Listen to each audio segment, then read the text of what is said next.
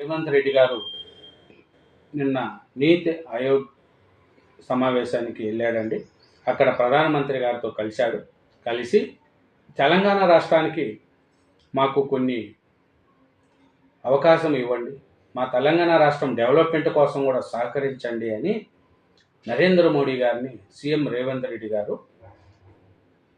కొన్ని విషయాలు చెప్పాడండి.